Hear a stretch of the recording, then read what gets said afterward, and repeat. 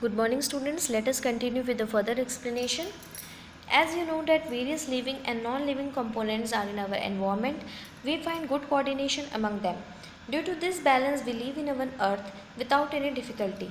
If the balance among various components and organism is disturbed, environments will be polluted and living beings face difficulty.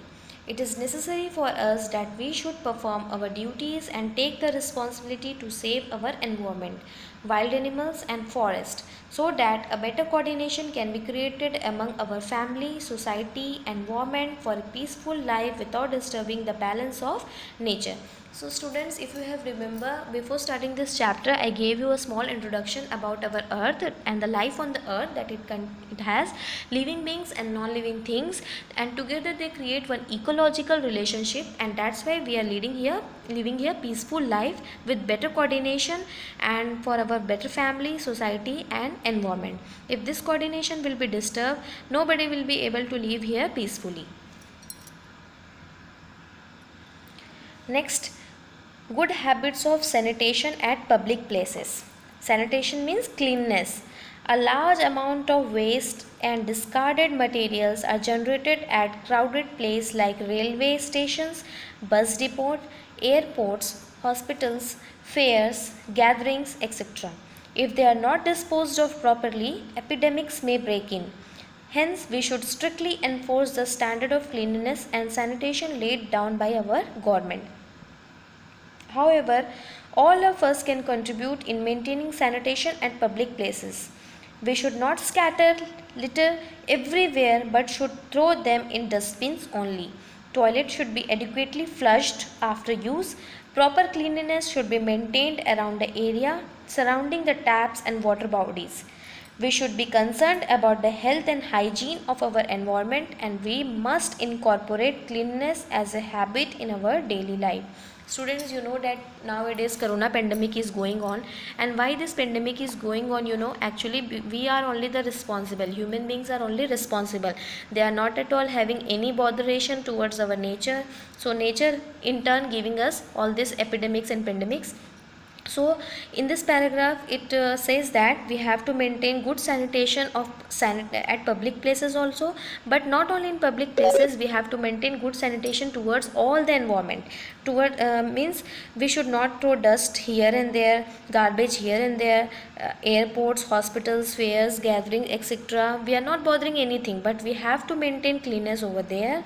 Toilet should be adequately flushed. Whenever you are using toilets in public places, you have to flush it properly. Proper cleanness should be maintained around the area where you are using the taps and water body. You have to close down the taps after use.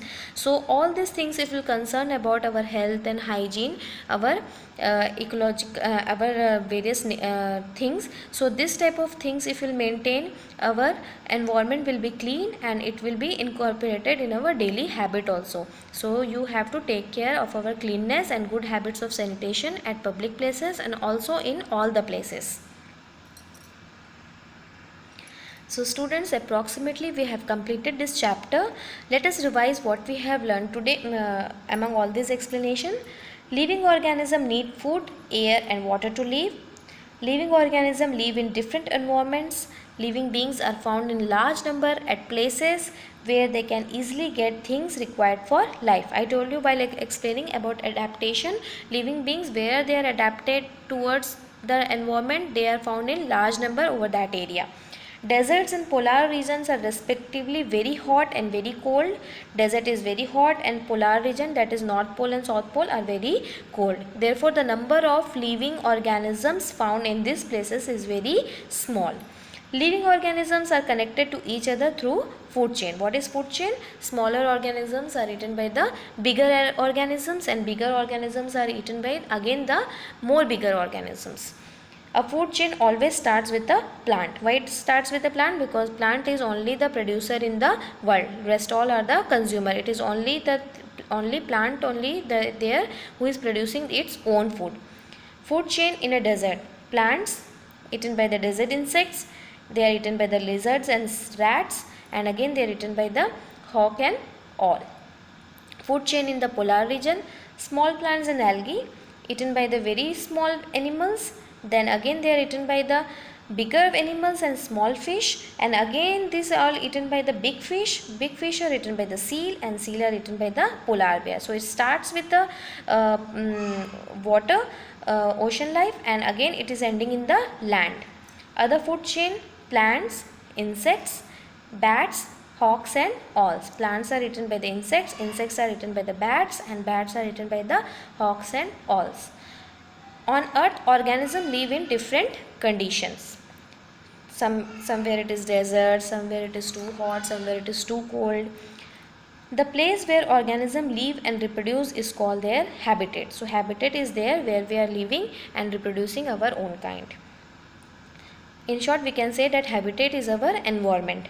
Body structures of living organisms living in different habitats get molded so that they can live in their habitat without any difficulty, and this is only called adaptation. Adaptation means to adapt. What is adaptation? Adaptation means to adapt. Adapt in their certain condition so that they can live peacefully and they can survive without any difficulty, and they can save themselves from their enemies. So students, here our chapter finishes. Next class I am going to give you notes of this chapter. Be ready with your copy. Till that time, thank you.